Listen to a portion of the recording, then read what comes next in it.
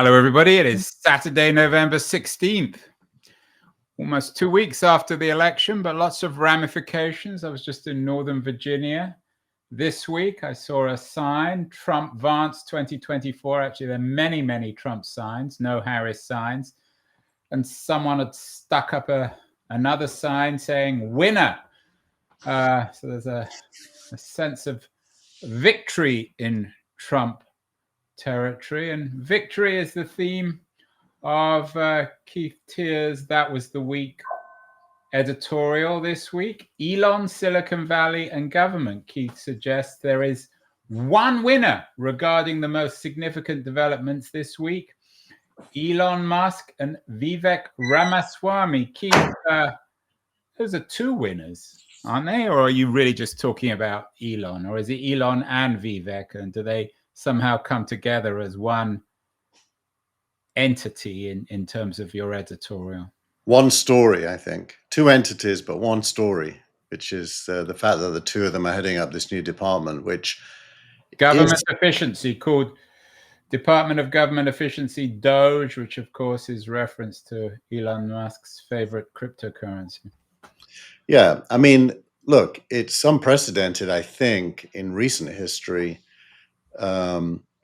for two leading tech people, well, one very leading and the other one somewhat in his shadow, to be given a lot of authority over what the meaning is of government. The Department of Government Efficiency is really all about redefining government. And that, I don't know that that's been done ever. So is this another example of Keith Teare beginning to maybe not change his mind, but accept that a Trump victory isn't quite as bad as most of your friends believe? Well, I don't think we have the luxury to decide, to get bogged down with regret about him winning. I mean, that would seem to be a pretty useless and self-defeating. So the spirit of the editorial this week is to accept reality and then figure out how to make it work well. And that involves engaging, not disengaging.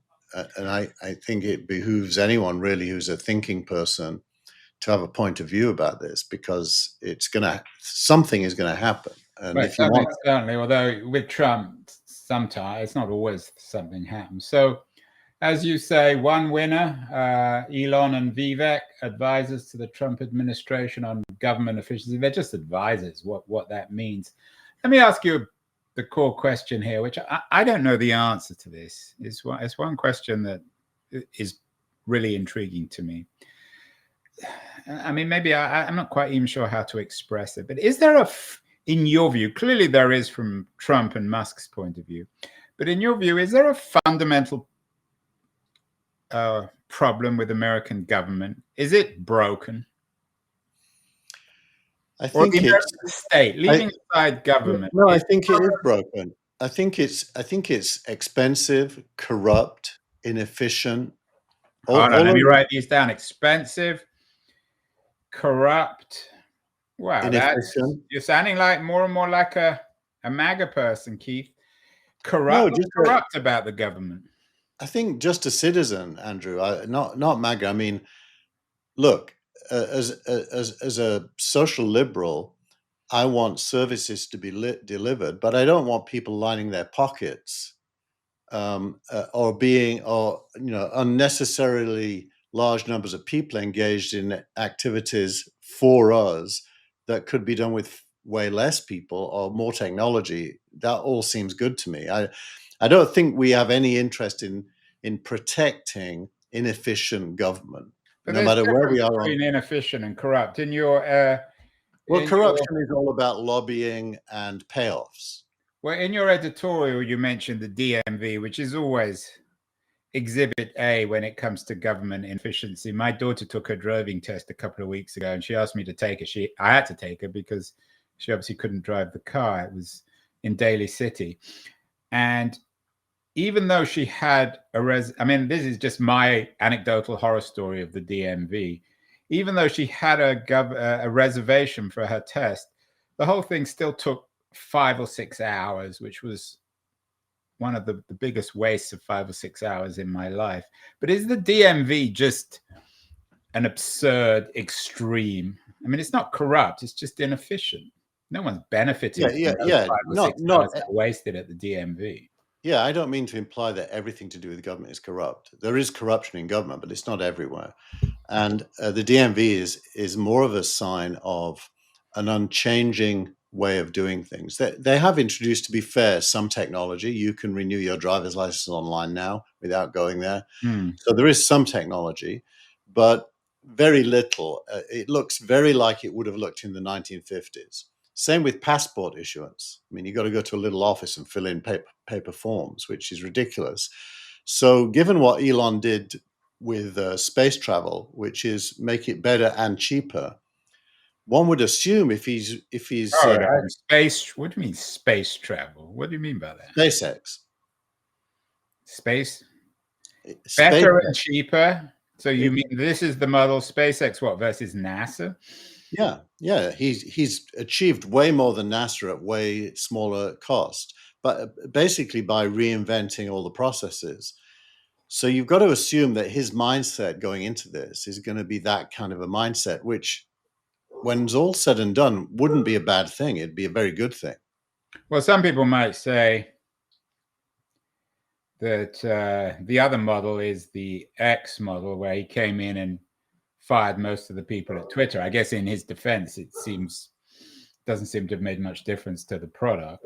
Well, from a business point of view, aside from the political backlash that impacted advertisers, he's made it better. I mean, Twitter's a lot better than it used to be. But it's a lot. Again, I mean, I don't want to turn this into an ex-Twitter conversation. I'm not sure it's better, but certainly it works. It doesn't crash every 5 minutes. Yeah, it doesn't crash, and it's done at much lower cost. And as the advertisers come back in, and there were signs this week that they are coming back in, it may turn out to be a very wise and smart decision. I mean, the SpaceX example is interesting. I have to admit, I don't know enough about what he has and hasn't done at SpaceX versus what NASA has and hasn't done. Clearly, the old state is in a moment of dramatic transformation. Are you suggesting that NASA couldn't have done what SpaceX has done? Is that... Well, they wouldn't have had the mindset to even try, because they're basically on an unlimited government stipend, which really doesn't promote efficiency. It is the case that the need to compete with NASA led Musk to do things. They're now his biggest customer, and he's got that mindset of just doing things better, cheaper. He's a startup guy, so when he thinks of a problem, he starts with the latest techniques. He doesn't start with what exists in the existing organization. He starts with, what can I do given existing techniques? And so it's a very different way of thinking about a problem. So you've got to believe if he looks at the post office, if he looks at the health service, if he looks at state level things like the DMV, he's not going to come up with old-fashioned ideas that are just incrementally changing from what exists. He's going to come up with a whole, hopefully better way of doing things. And there's a number of fears. You don't need me to tell you this. The first is that he's just going to strip the state and essentially do away with it, which would undermine many essential services. The second, and maybe this is more relevant, is you mentioned that currently the state, the American state, is expensive, inefficient, and corrupt. But isn't, as a lot of people are arguing, isn't Musk's involvement in this by definition corrupt? I think that SpaceX, he has about $100 billion worth of contracts with the state. So how can you allow him to re-architect the state? I mean, isn't it letting the poacher run? Yeah, well, that what's the term? The poacher, turning the poacher into the gamekeeper. The gamekeeper. I mean, isn't it slightly absurd? I think you could look at it that way, and many people do. A lot of my friends do. I don't think it would be easy for him to avoid that accusation, given that he has his finger in so many pies and that government is a customer of some of his businesses.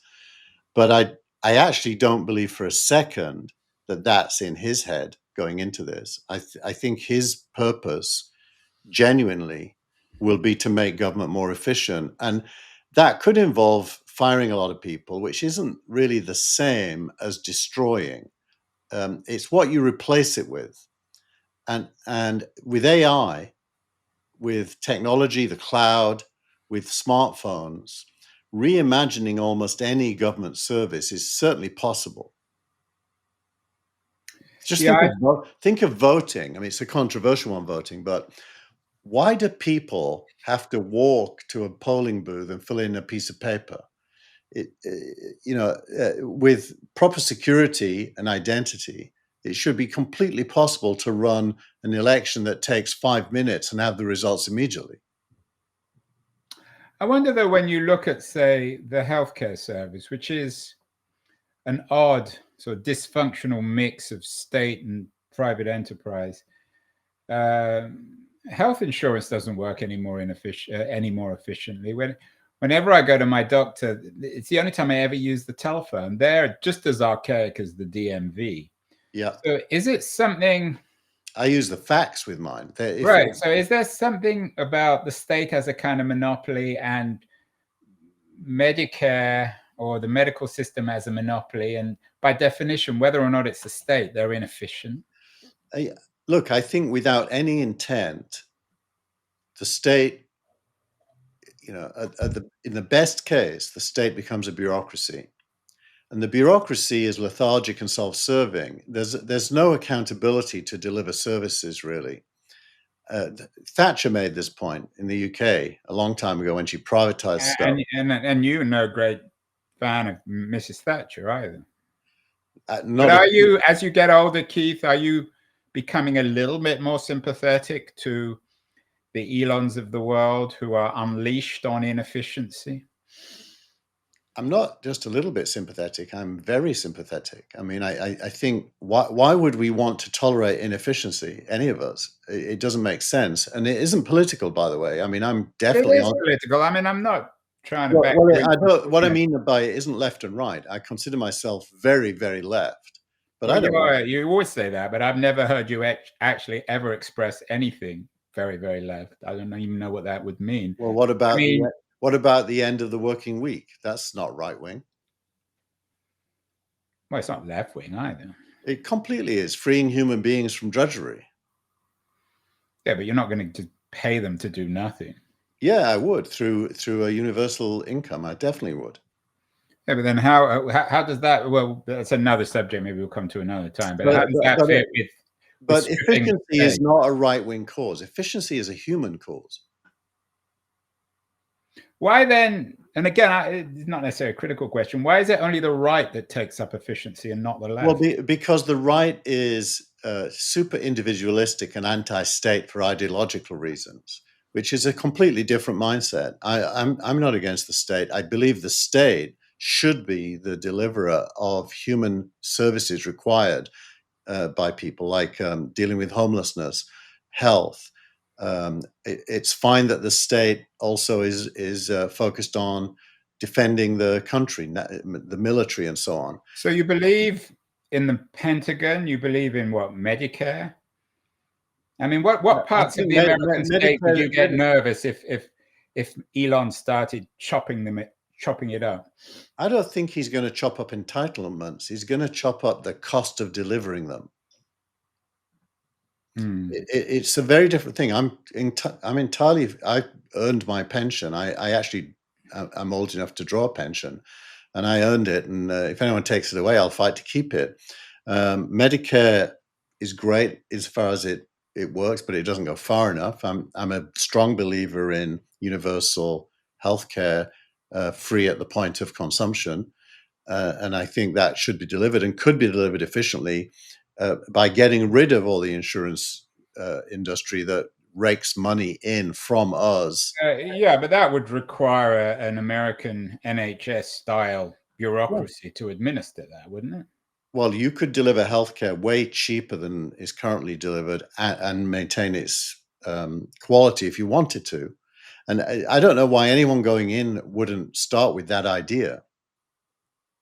How to deliver a better service more cheaply. Surely that should be the mantra of anyone delivering a service. You're beginning to sound, for better or worse, more and more like Mrs. Thatcher. One of the pieces that you linked to this week is Douglas Murray, who's a very popular conservative writer. Welcome to Life on Planet Elon from The Spectator. I didn't actually read it. Is it supportive or critical of Musk, this piece? It's neither, I'd say. It's just observing his growing power. Planet Elon is a way of saying that he's really the one with the power. Do you think that's true, though? I mean, some people have suggested he's really, talking about winners, Trump, Vance 2024. The real winner is Musk, and it's really Trump-Musk 2024. We don't really know, do we? But it would not surprise me, based on what we do know, that Trump feels like he's landed, the golden ball with Musk. He's got a person who will be obsessive, put in the effort, and deliver results that Trump himself, with standard politicians, would be unlikely to be able to achieve. So I think if I'm Trump, I'm thinking of delegating a lot of thinking to Musk and Ramaswamy without making them accountable, because therein lies the conflict issue. So they make them advisors. Yeah, they're the advisors. So, I mean, if you put Musk and Ramaswamy together with RFK Jr., as a lot of fear, a lot of hysteria over these first Trump appointments. Are you intrigued? I mean, is it possible that what Trump will do is actually re-architect a more efficient state? I think we'd all be shocked if he pulled that off, right? Our assumption is he's going to crash and burn. But aside from the DOJ appointment, there's a pretty good chance that he's going to shake things up. I'm not really an RFK antagonist. His core point, which is that the human body needs viruses in order to fight them, and that drugs, especially antibiotics and antiviral drugs, actually make the immune system weaker, not stronger, is not a weird point. I mean, it's a completely reasonable piece of science. So he's pretty clearly not anti-vax. Whenever asked, he says he's completely for the freedom of the individual to take vaccines.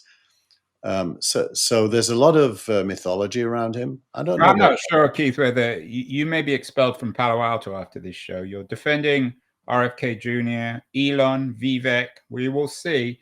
Meanwhile, the ramifications of the election continue. Another piece that you linked to, which I actually thought was very good, from my old friend Yasha Monk. Dear journalists, stop trying to save democracy. He basically argues in this. It's a really good piece. The mistake journalists made was taking an anti-Trump position, which has actually undermined even more the trust most people have in journalism. Did you like his argument? I've believed that for a long time. I could barely watch. My favorite morning news show is Morning Joe on MSNBC. And for the last 2 or 3 years, I could barely watch it because they just kept repeating the same anti-Trump stuff over and over, which even if I agreed with it, which I mostly did, it was completely boring. And it turns journalism into, they're joining the army on one side and become combatants. And you really don't want journalists to do that. It's fine if there's opinion pieces that do that as an adjunct, but for the most part, you want journalists to be journalists, and they do undermine themselves if they start to be arguers for opinion, which I think they are on both left and right. That has happened. So yeah, I think it's a great piece, and it's a reminder of what a free press is meant to do. It's meant to hold people accountable. It's meant to ask questions, but it's not meant to form political movements, on one side or the other.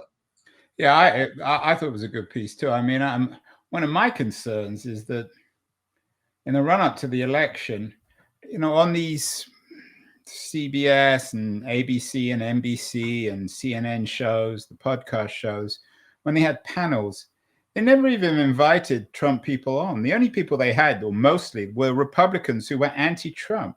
So it was actually rather hard to hear a pro-Trump person on mainstream media. It's no wonder that they seem so out of touch. I mean, ever since I've lived in America, and particularly since the creation of the internet, there's been this obsession with the crisis of mainstream media. Do you think that is a particular crisis? I mean, the numbers on CNN and some of the other networks are dramatically down. Yeah, I think it's a massive crisis. There's another article which will be in next week's newsletter called about the decentralization of media, talking about podcasts, Substack, and lots of other forums. Like ours, Keith. Like ours. The future, not the past.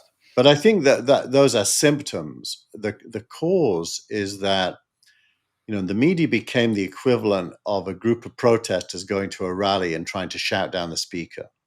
There was no ability for anyone to articulate a coherent point of view without being labeled, screamed at, demonized. And by the way, that's on both sides. So that is it's kind of kindergarten politics, the screaming match politics, with journalists, joining sides on one screaming group or the other. Yeah, and I didn't watch much of the election night because it was so repetitive and boring, and it was obvious who was going to win after about 10 minutes of returns. But it struck me of how archaic some of the people are, particularly on CNN.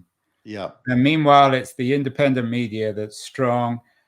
And Harris's failure to even appear on the Rogan show is astonishing. It's breathtaking in its stupidity.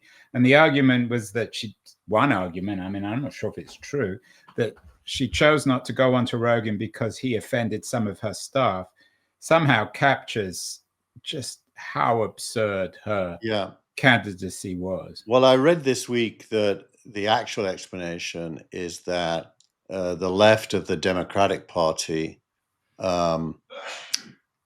basically would have objected to her going on, and that she didn't want to open up a fight within the Democratic Party. And thank you, Jeff Robinson, for saying we sound like Republicans with a small r. I don't think I am a Republican with a small r. I think I'm basically a You're Marxist. on the extreme left, Keith. You're on your own. I don't buy that. But I think you are, for better or worse, a Republican, which is, it just means you're going to get expelled from Palo Alto. You'll have to come and where in San Francisco. You could probably go and live in Sacramento or the Valley. They'll have you. So enough politics. I'm sure people are already bored with it. Interesting other essays. One piece in particular is AI progress hitting a wall. Lots of reports this week that the AI technological revolution is beginning to splutter. Is there any truth to this, do you think? It's hard to tell as an outsider, although I will say that Sam Altman tweeted, "There is no wall." And there's a more substantive piece that got published this morning by a third party saying that, firstly, there is no scaling problem, but secondly, that the introduction of AI agents is going to, even on existing architecture, make it incredibly much more useful than it's so far been to carry out tasks and so on. And that the end of that game is very far in the future, even if there was a scaling problem. But I think I'm beginning to think there is no scaling problem. It's just another one of those scare stories. Another one. All the stories seem to be scare stories. To toot the keen-on horn for a minute, the interview of the week, or my interview of the week, is with Palmy Olson. She's a Bloomberg writer in London. She has a new book out, Supremacy, AI, ChatGPT, and the Race That Will Change the World. It's an interesting book in the sense that, Keith, you've always been incredibly bullish on OpenAI and you're slightly dismissive of Google. her argument is that the race for AI supremacy is between DeepMind / Alphabet and OpenAI, and she makes Demis Hassabis the central character in this book. It's been shortlisted for the Financial Times Book of the Year award, so it's a major new book. I'm not sure if you saw the interview or read the book, but is it credible that Hassabis might be as influential? I mean, of course, he won the Nobel Prize a few weeks ago, the chemistry prize. But do you accept that her argument in supremacy might be true, that the real race for supremacy is between Altman and Hassabis? Well, I definitely think, I mean, Altman isn't a data scientist and Hassabis is. So there's no comparison. That Hassabis is clearly the thought leader stroke capable person in the space, and that DeepMind's approach, by the way, is very different. DeepMind is not an LLM technology at all. Sorry to jump in here. It's important to note that one of the changes in Google is that Hassabis now is essentially in charge of all AI initiatives at Google and DeepMind. So it's just a piece now of his control. It is, but he's not an expert in LLMs. He probably has really good people who are. He's an expert in what's called reinforcement learning, and reinforcement learning is the approach that led to the Go outcome and to the discovery of all these proteins that were previously unknowable.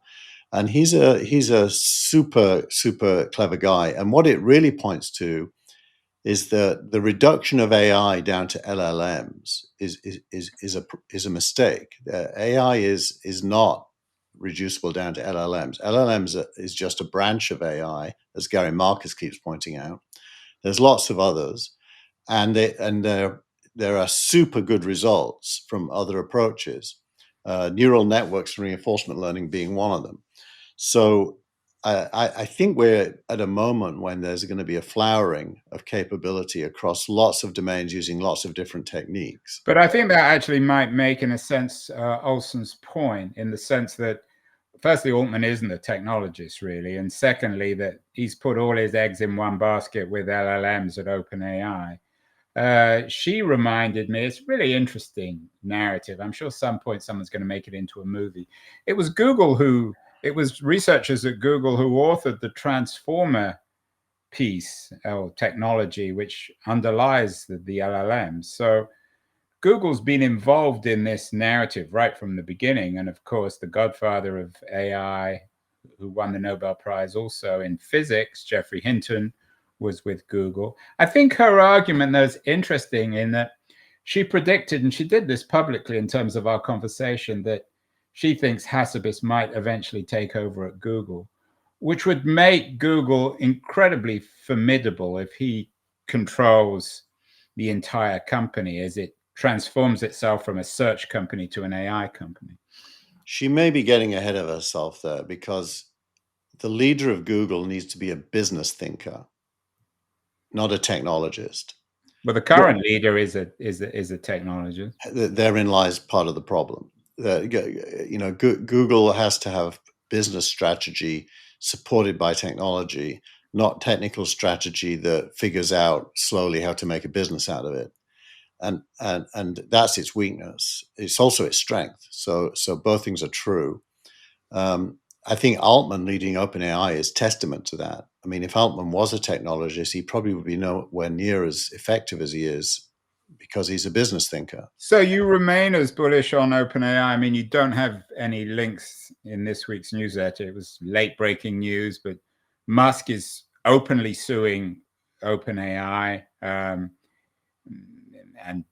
Reid Hoffman, and it's becoming, in some ways, almost a Silicon Valley civil war, and especially given Elon's political strength, it must concern some of the OpenAI people, doesn't it? Well, at the root of that, and it's really hard to disentangle. I don't know if you have succeeded in your head to disentangle. I've read some of the pieces. I mean, well, so the question really is, OpenAI as an open source not-for-profit, which then pivoted to being for-profit, that's at the core of Musk's criticism, because he was an investor of the not-for-profit OpenAI, and is looking like he's not going to make any money from his investment, because in the transition he has to put more money into to do that. So is Musk, angry that he's lost money, or is he a kind of an ethical zealot for not-for-profit OpenAI that supports humanity? I actually don't know the answer. I don't know what his motivation is. I don't object to OpenAI becoming a for-profit myself, and any more than I object to Google being for-profit. So I don't really know what I think. I just know it's a mess. I know what I think is that OpenAI, there are so many now potential political, legal problems the company has. There are so many questions about Sam Altman, and those come out this week, and particularly in his relations with most of the senior scientists, many of whom have left, that if I was to bet on a winner, it wouldn't be OpenAI. But you're still keeping your chips, Keith, on OpenAI? They're completely impossible to defeat. They've carved out a position. Completely I'm going to quote you about that. Completely impossible to defeat. You sound like... Well, that's a technical judgment and a business judgment.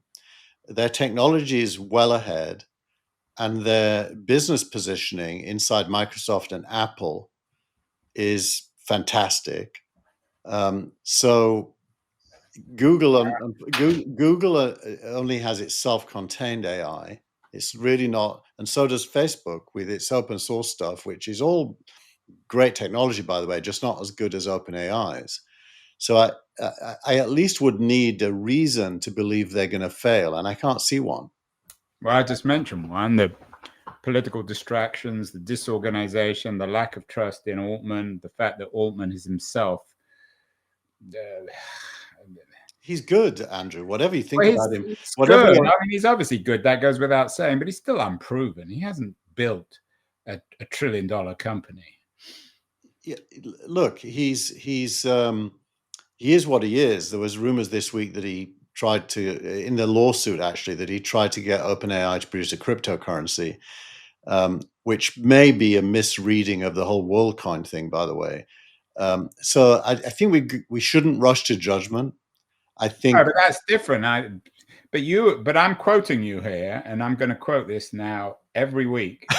OpenAI, you said, is completely impossible to defeat. We will see. I mean, I'm always very wary when words like completely impossible defeat are used in any context. Well, like anything, the board game could change with a player coming to the table. Like Jeff Robinson in the chat just asked, what about Grok?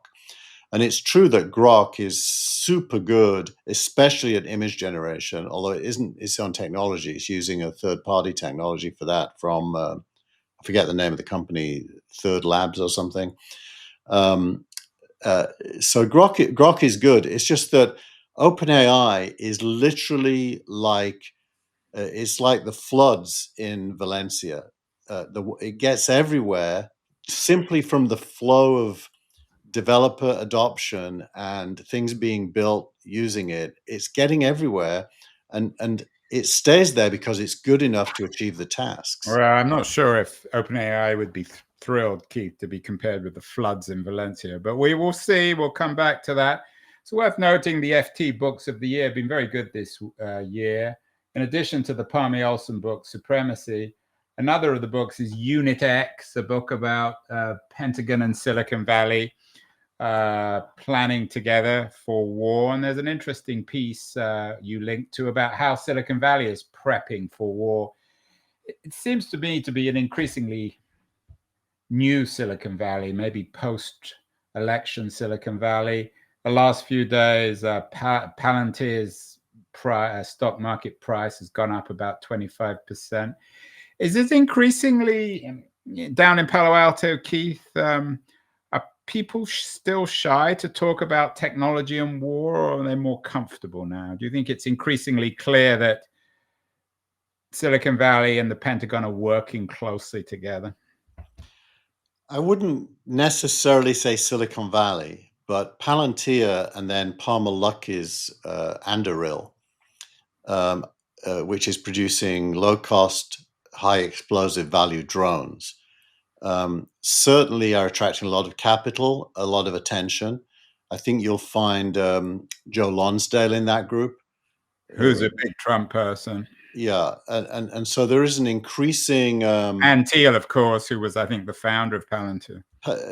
Teare, Mark Andreessen, which is this American dynamism kind of overarching theme, is somewhat sympathetic to that. And I do think there is, you could think of it as realpolitik, accepting the reality that America is, at the end of the day, the state is an armed body of men, as a famous philosopher once said. Although Elon wants to do away with that state, but maybe they'll just be Silicon Valley companies like Palantir. My sense is also there's no love lost between Teare and Musk, whether this will all break down into one kind of civil war or another. But I think it is a little concerning. I mean, in the old days, we used to go after Facebook and Google and Instagram. But now, I mean, companies like Palantir aren't they rather troubling, do you think, or not? You accept them? Are you in that, even though you're far on the left, Keith, are you far on the left as a realpolitik guy? I'm a globalist at core, although by globalism, I don't think it in terms of a top-down bureaucracy. I think more Bitcoin equates to globalism for me, or the internet technology equates to globalism for me. That is to say, I believe the world is shrinking through technology, and human beings are getting closer and closer together at the very moment that governments are getting further and further apart. So I fear that governments, which is another way of thinking about elites, will talk themselves into military conflicts, which are entirely opposite of the trajectory of normal. But you can't have it both ways. You can't blame government for war when Silicon Valley is prepping for war and arming the government, whether it's the US or the Chinese government. I mean, you can't. When bad things happen, you can't just blame your bogeymen. Well, I think Silicon Valley, which is too broad a category for what's happening, but Anduril, Palantir, and the like are basically capitalist enterprises seeing an opportunity due to government decisions, and they're right to. There's a ready-made buyer, just as Musk sees NASA as a buyer. Right. So you're suggesting that really SpaceX and Anduril or Palantir, they're all part of the same world, and that's what the Unit X book talks about. I'm chilled by it. Let's talk about startup of the week, and it's a less controversial one. Writer, or is it Writerly? It's just Writer. They raised $200 million at a $2 billion valuation, which isn't that much these days. It's got nothing to do with writing, or at least traditional writing. What does Writer do? Well, Writer applies AI to writing. It actually does do that. Let's just get their webpage up and use their own self-description of what they do. It's basically an AI studio, the fastest way to build apps and workflows. But it's for corporate. It's not for individual writers. It's for corporates, yeah.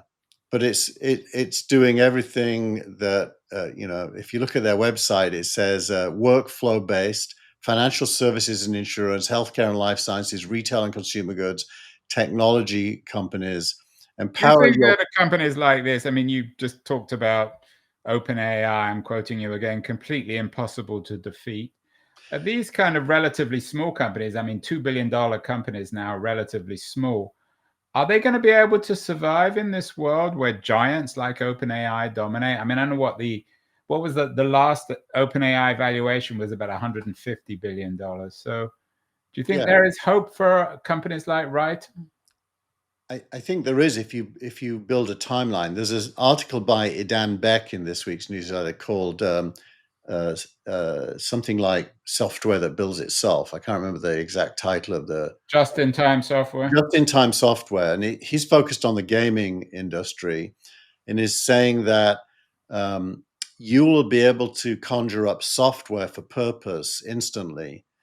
And that's in a way what Writer is saying as well, that it can build apps. And so the just-in-time software. Thanks, Idan. Thank you for he's actually listening to us. No, he is. Yeah, and Idan's a super clever guy, by the way. He's done a lot of interesting things in the past, so he deserves being listened to. This idea of software becoming the output of AI, including how it's wrapped, apps, games, workflows, tasks linked together through agents, all kinds of different ways, clearly is going to happen. OpenAI and Anthropic and their models, and Llama, will probably be deep underneath all of that. They'll be used. And so this is your stack, which you said was going to get controlled by one company. You've gone back to believing in a stack now? No, it isn't a stack. If you think about it, it's a UI and a foundation. There isn't much of a stack in the middle, actually. And so it's a slightly flatter architecture. But just like Instagram could become huge because of a feature, which was, in its case, filters on images, it didn't really add any tech to the world at all. Just a feature, but it was a just-in-time feature that captured the imagination and became big. I think there are definitely going to be consumer-facing and enterprise-facing AI companies that get ahead of that feature game and build things that are sticky and get big because of it. It's just that there isn't going to be the cloud SaaS stack in the middle. Yeah, you're not going to go as far as to say that Writer is completely impossible to defeat. You still think they can be defeated, then? Yes. I'm not going to let you get away with that one. They're not defeating. They're sitting on top of and leveraging. Sitting on top of ledgering. And we're going to have equivalents then, you think, for Writer in government services? Do you think that Elon and Vivek will develop products like Writer to make government more efficient? It's inevitable that they will. I mean, unless they're just not paying attention, what else would they do? Interesting. Well, at the beginning of all this, finally, your post of the week, and it's oddly enough an editorial from the august New York Times, from a particularly august New York Times columnist, Maureen Dowd, who talks about Democrats and the case for mistaken identity politics.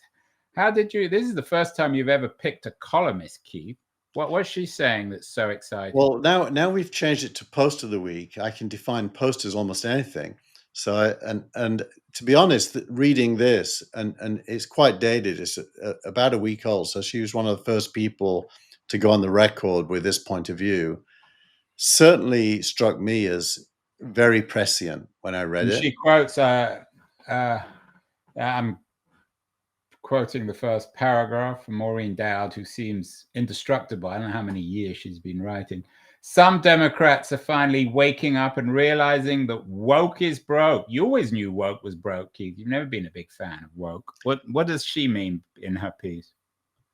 Basically, that ordinary people don't like being talked down to and told that they've got to, if you will, despise themselves and favor people unlike themselves.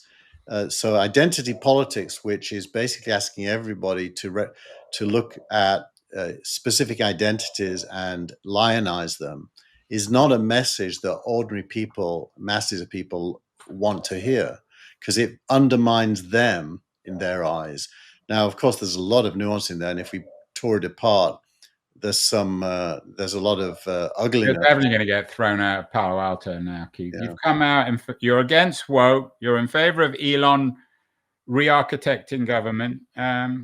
What makes you still I mean, you should be celebrating the Trump victory. End of woke. No more of this nonsense. Well, just for the record, Trump to me is not a person that I would ever vote for, but Musk, on the other hand, maybe I would. Oh, well, someone sent me an email a couple of weeks ago saying Musk was going to become president, which is impossible since he wasn't born in the US. But Keith will vote for Musk, even if he's not allowed to run. That was the week, Keith. Very interesting week. Too much politics, probably. But we will be back next week, same time. If you're interested in technology, Keith is your guy. Thank you so much, Keith. Thanks, Andrew. On the scene, he's got the voice that's mean, asking those questions that you never seen. He's got that fire, burning bright and clean. Andrew Keen making waves, break the routine on the Keen on show. He brings the heat, asking the minds, digging deep till they bleed. No sugar-coated truths, no lies to deceive. Andrew Keen, the master of the interview beat. He's got the knowledge, he's got the flair, challenging ideas with a fearless stare. With every question, he's uncovering what's there.